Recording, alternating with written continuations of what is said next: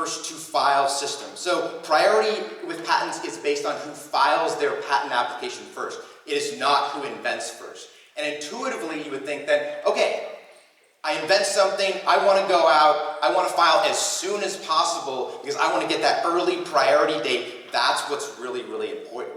But when it comes to business decisions, it's counterintuitive. It's actually typically a better business decision to wait as long as possible to file patent applications.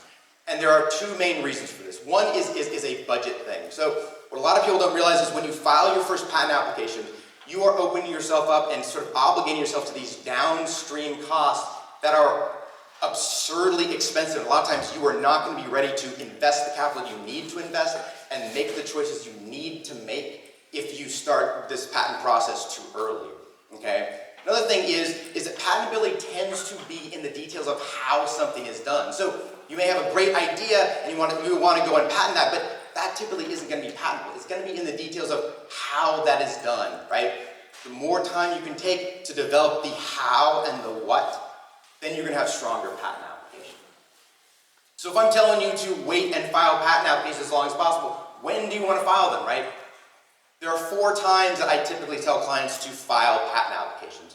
The first 3 relate to forfeiting patent rights. So unless you file a patent application first, you will start losing patent rights upon a first public disclosure, public use, or offer for sale, okay? So obviously, you want to file a first patent application before public disclosures, public use, or offer for sale, so you don't completely start forfeiting your patent rights. Okay? The other one is when you are talking to investors. Now, talking to investors, that is not going to be something that's going to be forfeiting patent rights a lot of times. These are going to be confidential discussions, and so it's not going to be forfeiting patent rights, but it's a lot better for your pitch. You can go in, you can say you're patent pending, you have patent assets, really improve the optics of that. And as I hope you know, don't try to ask investors to sign NDAs. They are going to be insulted by that and probably not going to want to work with you. Better to go in, say your patent pending, then you can be open about the technology, tell them what you're doing, and you have an early priority date. You know, I'm going to take this opportunity to, on this cost issue, return to a point that Dylan raised earlier. I think, you know, it's really weird for an attorney to be saying to you, you know, you should defer as long as possible before I start billing you. Yeah. That's what he says. Wait as long as possible for filing. I've had the experience of both. So first of all, after that first filing, it's 18 months before it gets published. Now, what that means is that whatever your competition is filing, you won't know about it until 18 months after they publish.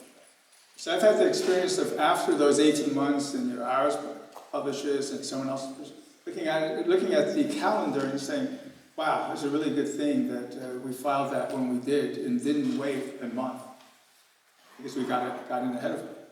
And I've also had the converse experience by saying, man, I wish I'd been a little more on the ball and filed a month earlier because look at this piece of art that came out a month before ours. So that makes me just paranoid as hell.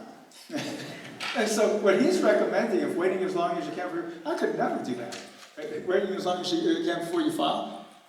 My recommendation is kind of to factor that into it, and just when you're building your company, just plan on developing a really big war chest for IP, to pay for IP, so you can hire guys like him.